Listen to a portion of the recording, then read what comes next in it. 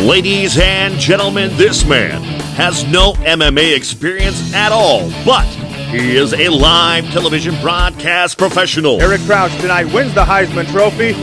He stands 6'4", weighed in 260 pounds, with a Millard South High School basketball record of 41 wins, only 4 defeats. That includes hitting the game-winning shot in the 1989 Class A state championship game. It was Matt Kelly with the winning basket for Millard South. Broadcasting out of Sticky Paw Studios from Las Vegas, Nevada by way of Omaha, Nebraska. Here is the Vanilla Gorilla, Matt Kelly. And now, here is Both Sides of the Camera with Matt Kelly. All right, everybody, here on Both Sides of the Camera. Super honored today to be here with two fantastic fellas, twin brothers, equipment managers for the Vegas Golden Knights, and they just happen to have decided to bring the Stanley Cup into the studio today. So, Pat and Johnny Maino, welcome, fellas. Thank you. Thank you. Thank you. What do you have between you there? That's the Stanley Cup. It's Lord Stanley. Amazing. It's 130 some years old. I don't know. Right? Brand new. So this Stanley Cup has been on tour. We're going to start by saying this. The gentlemen that are traveling around the Stanley Cup with all the players, all the front office people, they said, with you guys being twin brothers, both having half a day to have the cup, deciding to do it all on one day, they said you two together will have the Stanley Cup longer than Mark Stone had it, longer than Jack Eichel had it. What does that make you feel like, besides selfish? Well, It's I feel like I'm not deserving of that, but I'm very honored and grateful for the opportunity and to be able to share it with, my woo-mate over here. Right. It's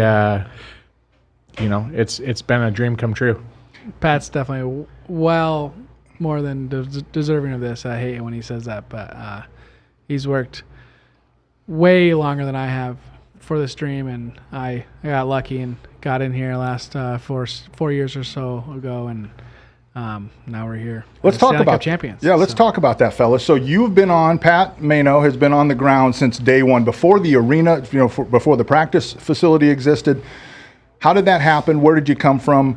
And 6 years later, you're sitting here with the Stanley Cup. Yeah, no, I'll try to give you the cliff notes. But yeah. I started off at Western Michigan University. I was a student there. Eventually became the head guy. I was trying to get out west to be with my girlfriend at the time, who is now my wife. I ended up emailing a bunch of equipment managers. I landed a job with the LA Kings organization with the Ontario Reign. I worked there for 2 years, 15-16 season, and then 16-17 season. And that's where I met Chris Davidson Adams, who is the head equipment manager for the Vegas Golden Knights. Right. And he called me and asked me if I wanted to come on. And I said it was a dream come true. And I said, absolutely, I'm coming. And yeah, the rest is history. That's crazy. Literally history. I mean, you're sitting there with probably sports' most coveted trophy, right? Every Stanley Cup champion is on there. We were at your house earlier this morning drinking. I'm not a champagne drinker, I'll be honest with you. It was the best champagne I've ever had. Hey. I drank it out of the cup. Refreshing. But there's definitely something about it. Everything tastes better out of that bowl. I'm not going to say you could drink almost anything out of it and it would taste tastes good. Better, everything tastes better. Yeah, I wouldn't go that far. And you were kind enough, just real quick on our story, Pat and I have come into contact and become friends over the last month and a half with my diagnosis with colon cancer. You've reached out and... Hey, man. Hey, yeah, no, you're always somebody...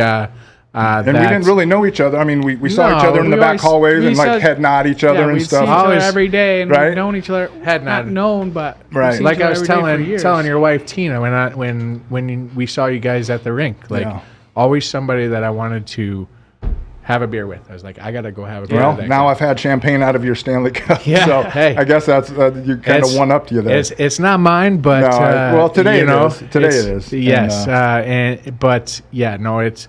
Honestly, man, it's unfortunate about your diagnosis, and it sucks how it seems like there's bad things need to happen in order for good things to happen or to meet people or to bring people together. Right. But I am, like you said when we were talking last night, we were meant to meet, and I'm honored to be here with you today. I feel super fortunate, blessed, and you did, back to the story, you asked me, you said I'd be humbled and honored if you would accept the cup for me and hand it to me. So we're going to roll that video in here as I, picked up the cup out of the guy, opened the back of a minivan, opened the case, and he goes, there it is. And I said, do I pick it up? He goes, yeah, go ahead. So I picked it up and I handed it to you. So it was amazing. There's a lot of rules with the Stanley Cup, but it was a little bit to get it here today, right? Yeah. I mean, what did we have to go through? What did you have to get approval from both VGK and the Hall of Fame? Yeah or no? I not really. I would just say we had to run it by them, make sure that it was something that they were on board with and whatnot. Not really approval. I mean, it's just basically letting them know, right? And if they were to have a problem with something, they'd say, "Hey, no, we're not down with that." Yeah, right. It goes on to the invites that we sent out. We had to run those by just to make sure. I mean, the Stanley Cup stuff that's written has to have a certain copyright and all that. There's all these different things. This is so weird right now. Like I'm looking at the Stanley Cup, and then I'm looking up there at the monitor and looking at you guys sitting there with the Stanley Cup in between. It's super surreal. I'm a camera guy for the broadcasts. I do home shows and visitor shows, so that's where you and I have gotten to, kind of acknowledge each other and you're always there setting now. Setting up when I'm sitting there with the visiting team all day. Right. Like so we always see each other all day. And so we have this relationship in the back hallway, but now this has really come full circle. I've become I've always covered hockey over the years as a sportscaster and stuff, but then coming here now and working the broadcast and being part of it. Seeing you guys in Dallas when you guys clinched and stuff, and Critter coming up to me after the game and slipping me a hat, and I'm like, Critter, he's like, no man, you deserve one of these, and I'm just like, it is humbling, it's amazing. Hey, and so that's a good thing that happened, and it didn't take a diagnosis for that to happen. No, and that was before the diagnosis and everything. So obviously I've been living with it for a while, right? Yeah. I mean, colon cancer, stage 4 in my abdomen and lungs and stuff, but. Man, I'm through. I'm into chemo now and everything, and knock on wood, everything's been going okay. But yeah, man, this has been an amazing day. The only thing missing, is my lady and her son. He's fighting some medical stuff there at Orange County Children's Hospital in Orange County, getting some stuff done. And yeah, man, again, not something that anybody deserves, especially a good human being like yourself. And I just wish I could share it with him today, but we've sent him some videos. And Chris Cale from Five Finger Death Punch was at your house, and he sent a message to Tyler and stuff too. And dude, it's super humbling. And by the way, I'm a super emotional guy, so I might cry 100 times don't worry, on the we air. are too. Don't worry. But if you start going, then I'll start going. It's just like I'll try to keep we it all under. cough. I'll try to keep it under wraps. But so what's it been like? I mean, let's just talk about this season in general. Is there, you were around for season 1. You just came in a couple of seasons ago? This year will be my 3rd season. Okay.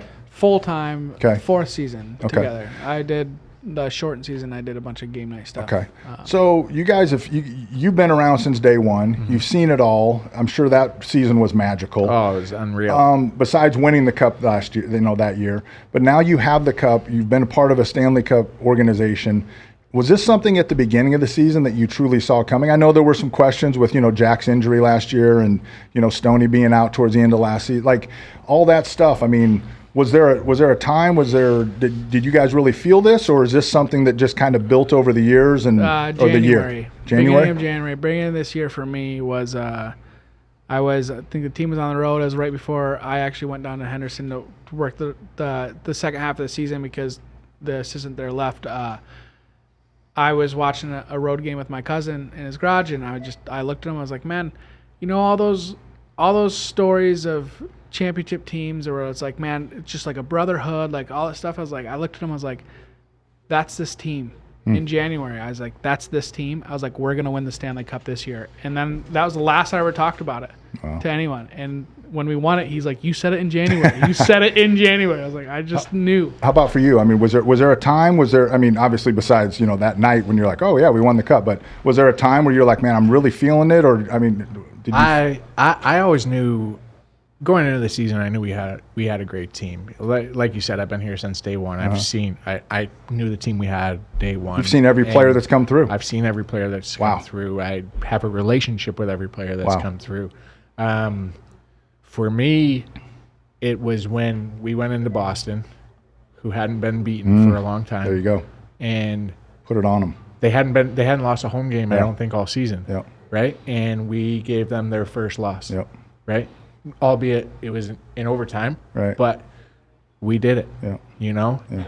And so that feeling doesn't come close to the feeling of winning the Stanley Cup, but for me, that set it in stone. I was like, all right, we're a team that we might not do it the prettiest. We might not, flow very good, but we find a way. We find ways to win. That's championship teams, right? They don't give up. Right? They find ways to win games that they struggle in, that they're not as good as they normally are. I mean, they find ways to win those games, right? Was Jack's hat trick in Buffalo that same trip? Because that was also another time I'm like, man, like this team just. It was for him to go back there and do that. I think it was the game before. It could have been the game after. That might have been end of December, beginning of January. I don't know when that was, but like I think it might have been those games I was watching with our cousin Tommy, and I was just like, man, this team just everything in the locker room, everything felt good, right? And I just kind of that's the moment I pushed back to like once we actually won it, like it's still the whole second period I couldn't talk. Pat walked by me during the second period of Game 5. He's like, "What's wrong with you?" And I was like, if I talk, I'm going to start crying. Like, we're going to win this game. Like, this is a dream of ours since we were in bunk beds in children. We're about dreaming this cup. And I mean, it's an amazing story no matter what, even if it was just individually. But for you guys as brothers to share that, right? You've been here since day one. You've come in the last, 3 years. So for you guys to do that together, like, I mean, how many, I mean, and I cuss, so whatever, but no worries. How many times have you guys looked at each other and like, are we fucking serious here? I mean, is this like, did this really, like the pictures that your dad, we'll show that your dad made a banner with pictures and stuff in there. Great stuff. But, just watching, seeing you guys hoisting the cup together on the ice and all that. I mean, what's that been like? And does it feel like you're in a fairy tale or? Oh, it does, man. It's hard to comprehend. It really is. For me, this cup was nuts. All right, I'm going to get into a couple of different stories right now, but this cup run was nuts. During the Dallas series, my third child, Mason, was born. I missed the first 4 games of the Dallas series, but everything was fine. We had to have a C-section, so I had to spend a couple days in the hospital with my wife. But I come back for Game 5, we lose. I travel for Game 6. I leave my wife with our 3 kids, brand new newborn.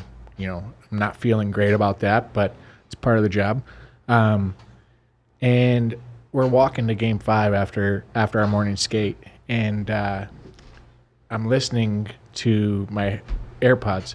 Johnny and I are walking from the hotel we stay at the Crescent in Dallas, and we're just a couple mile, maybe a mile walk to the rink or less. And I'm feeling great. Just had a healthy boy. He's beautiful. Mm-hmm. We're going into Game 6. I really don't want to go to Game 7, but I really feel good about this game. I can't remember what I was listening to at the exact time. I hand Johnny one of my AirPods. I look over at him, and I almost got chills, like I took a pre-workout or something. Yeah, we're just walking together at it. He had AirPods. I don't have it. Yeah. So I pass him one, and I'm getting ready to change the song. It's the intro to a song, and he's getting ready to change it. Yeah. And he doesn't. And it's the song that came on as Anthem of Our Dying Day by Story of the Year. Story of the Year. Okay. And the first lyrics of it, we're just sitting there. He gives to me. I look over at Johnny because the first line of the song was, "The stars will cry the blackest tears tonight." The stars will cry the blackest tears tonight. While we're walking in Dallas. I look over at him. I was like, I was just going to change that friggin' song. And we had to repeat. We had to start it over. Did we just hear that? Right? Yeah. And then this is the first paragraph is, "The stars will cry the blackest tears at night." And this is the moment that I live for. I can smell the ocean air because Florida had already clinched to the final. And this is the moment that I live for. I can smell the ocean air. So you're smelling the ocean And it's air like, down in Sunrise. Yeah, like it's like Fort Lauderdale, right? It's like Unbelievable. crazy. And like, I've been down there to do games. It's a great, it's a great atmosphere and stuff. But great. so the Stars are going to cry the darkest tears, and we can smell the ocean because we're going to South Florida. Yeah, it was unbelievable. And it was unbelievable. Wow. We're sitting there, we're like, this is happening, and like we were just like, we're gonna like, we already felt good about it, like Pat said, but we looked at each other like, we're fucking gonna smoke them tonight. Like we're just gonna crush them tonight. And I was there. I was there with ESPN. And we did. And it was like, Well, what's awesome for me, guys, and when we're in the back hallways, right? You guys are doing your work. I'm doing my work. Yeah. So my job is to sit there. I get the teams arriving, right? They want to see them in their suits and stuff. They want to see Eichel walk in. They want to see Aiden Hill walk in, Stoney, Marcia. So that's what I do. I get the arrivals. Yeah. And but then I also sit there most of the time, and I'm not working, and I'm watching Jack come out with his, he's got some heat on his back, and he goes and he wraps his own sticks, and I watch guys come out and they're sawing off their new sticks. And everybody's got their routine. I'm watching all this, and I'm like a fly on the wall, right? Like I feel privy to just watching these guys, these amazing athletes getting ready to go do battle, and so that night was amazing. But then it's just awesome to we're all there to do jobs, right? I know the players and the coaches are the ones that coach and score the goals and everything, but there are so many people in an organization that it takes to have a good organization. Yeah. And I'm assuming that you guys don't think you're just a good organization. You probably feel like you're an amazing organization. I mean, it is. It's amazing top to bottom. This place is not only is it a great place to live, they take care of you. They, I can't imagine working anywhere else. I just can't. And like, I just don't see myself. My family's, all my kids were born here. Me and my wife spent our first couple years married here. It's just the best place on earth to me. I mean, I don't even gamble. Right? Yeah, I'm the same, man. We got to get you on that. No. Real quick question. It came up in our conversation. Come have fun with me. You like to play a little bit? Yeah, man. Why not? Right? A bit of a gambler. Big Keno guy. Big Keno and horse racing. I'm either a blackjack guy or pretty much nothing. I don't like our friend Brad came out. Our best friend Brad from Michigan finally came out and visited us, and the first night we went and we played blackjack because me and Brad, like you used to go when we're 18. You go to the casinos in Michigan. And, him and I would just go late nights and play blackjack for fun times. And he's like, "We gotta play blackjack when you pick it up." We did. And we had a good time that night. Yeah. But so real quick, he won like $600. So whatever. Hey, I didn't win that. Hey, if you're walking out with anything positive, that's a good thing. Yeah. That's the goal, is to walk out even. For sure. What do you guys do on a daily basis? I mean, because the players are there during the games, and I know that they're practicing and working out, getting treatment and stuff. So I mean, they've got days too. But what is a normal day for you with the VGK, and what do you guys actually do, or what do you not do? I'll give you a game day analysis, because practice day, it's you come in, you do maintenance, you fix things that are broken, you repack trunks from the road, jerseys, socks, make sure they have all the stuff ready for practice. But like on a game day, Johnny's down with the visiting team. Okay. Right? Because we practice at City National Arena. We do our morning skate there. So for me, I'll be there around 6:37 in the morning. Make sure all the visors are clean. All the certain guys wear certain different things in their helmets. Sure. Make sure those are all refreshed. Sure. Put out jerseys, put out socks. A couple guys, like Petro, I cut all his sticks for him, and I put the knobs on them for him. It's a pretty solid routine. Then once you're done with morning skate, you pack up all the skates, you pack up all the goalie equipment, you grab all the sticks, and then JW, who is our second guy, he and I will pack up the truck. We'll head down to T-Mobile Arena. And you guys pull in right next to our TV units and everything. So I'm seeing you guys backing in. You're unloading all the stuff on the dock. And we're unloading it all. And then we go set it up. We try to dry the skates, dry the goalie gear, hang the game jerseys, the game socks, make sure visors are clean. But that's all stuff he tries to get done for us. So like during the day, like I'm there in early morning with the visiting team, making sure they have everything they need. And they're ready for their morning skate. And then while their morning skate and I wait for their laundry, I'm doing game visors, right? For the home team? For the home team. So you have kind of an interesting thing, right? I'm repairing all the socks. I'm repairing all, like, and we wear gold at home, right? And our gold socks, they shred. So it's like, it's a longer process than it used to be. So I have to go through and repair the socks. And that's the main thing is sitting there in the equipment room repairing socks, visors. If we are wearing if we're wearing a third jersey or whatever, then I switch over gloves or anything like that. That's what I'm doing. But I'm doing both sides. Yeah, so you have a real, I mean, your home team 100%. You're an interesting dynamic because you have the visitors that you have to take care of, and you have to do that in a professional way. For sure. And I see that too. I mean, I know the home teams provide help for the visitor teams on that. So that's an interesting thing. Every team on the road provides a guy that. And I watch that interaction, and you guys have good relationships with those teams. But then at the same time, your heart's obviously with the home team. Yeah? Well, it's a funny thing is you're sitting there. I'm standing there catching gloves after the first period. And the guys are coming off. I'm standing with one of the equipment guys for the other visiting team, catching gloves and putting them on the dryer. And we'll just sit there. It depends on the team, whatever. Sometimes we'll just be chirping. I was like, yeah, good period there. Like, you guys are down 2-0. Like we'll chirp back and forth because he knows, like, they know, like, I want obviously us to win, right? For sure. So it's a cool. I love this position because, like, you get to meet all the people, the equipment people and teams from around the league, and at the same time he gets 42 job interviews. Basically there you go, right? Right. That's the way I looked at it when I was doing it, because I was doing the job. I was gonna get there. I didn't think about that. Yeah. But and then it's a cool dynamic, right? Yeah, for sure. You're go above and beyond to make sure the team has everything they need. Yeah, for sure. But it's the team that you're playing. It's your opponent. Right. And so it's like a cool one thing, because I'll do everything for them, but I also want them to lose. Right. I mean, hey, I'm going to set you up to succeed, but I want you to lose, right? Yeah. That's an interesting thing. Well, it's just interesting. You never know. The hockey world is such a small world. Right. You never know who you're going to work for. Who you're going to work for. I mean, and I've got stories, none that I can tell on this podcast, but of people who, they ended up working for a coach got called in that they've had altercations with beforehand. Right.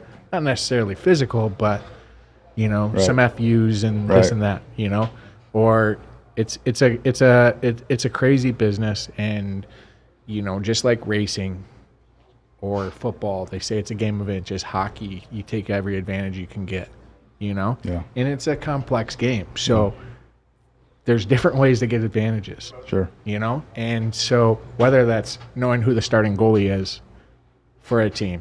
Question for you, when we were talking about this yesterday.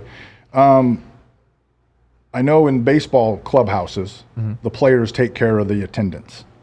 Are you guys considered that, even though you work for the team? Like, do the players at the end of the year, like, do they take care of you guys? Yes, do they? The players treat us very well. Okay. And I mean, it's. You know what I'm asking? I mean, do you? Yeah, absolutely. Do you get some? Do they say, hey, thanks for a great season. Thanks for what you guys do. Yes, I mean, and those guys are unbelievable. I mean, all the players, especially our players, man, they're awesome, and they take care of you, and they know your family. They know I had a kid.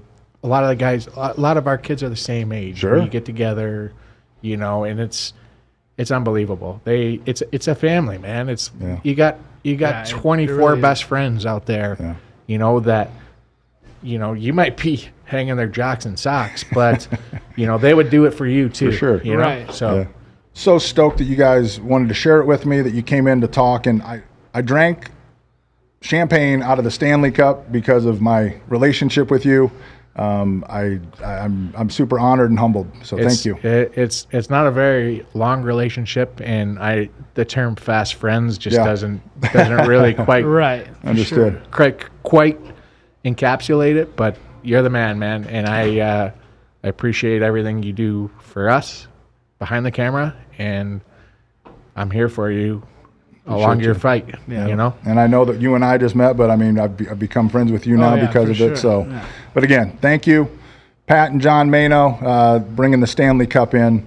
This has been the first episode of my Both Sides of the Camera podcast. So, fellas, look forward to more. We'll do it next year. We'll Absolutely. we'll have a when we return, the right? Cup again. We'll do a Yeah. repeat All right. episode when we repeat. Maybe we'll get a little deeper into the fun Absolutely, stories. man. Yeah, I know maybe. I know there's so many, but it was a great day at the house. With all the people that you had. Your family came in from Michigan, and your brothers came in from Seattle. And, Yeah. We'll pop a picture of the family all up there, Yeah. but it's great with the kids. And Oldest brother's from Vermont, Yep, so yeah, we're oldest brother. spread all over the We're country. spread. We got it all surrounded. Got hey. lots of nieces Mainos everywhere. There Four you go. nieces, or two nieces, two nephews, and then I have my 3 kids. So That's amazing. my parents are in heaven. Yeah, they were awesome. So- It was great to meet them all. So thank you. Appreciate you guys, and we'll do it again next year when you guys win the cup again. Sounds great, Sounds Matt. good. Thank All you. right, fellas, that's Thanks, it. Matt. We'd like to thank the following for sponsoring this episode. The Pepper Project, family-run, small-batch artisanal hot sauce and pepper products. Farm-grown ingredients that are pesticide-free. The Pepper Project. Taste the fire. Welcome to The Coop, a unique studio that specializes in broadcast, commercial, podcast, and corporate video communications. Their studio houses a 3-wall cyclorama with a rigging grid featuring LED Kino Diva lights. It also offers a remote switching suite, edit suite, and an integrated video router that can send video any direction throughout their studio. The Coop also offers a full line of gear ranging from cranes, drones, and sliders with industry-standard cameras, audio, and lighting. They can accommodate any project, whether it's large or small. Let the Coop's talented team help your company communicate your brand's message.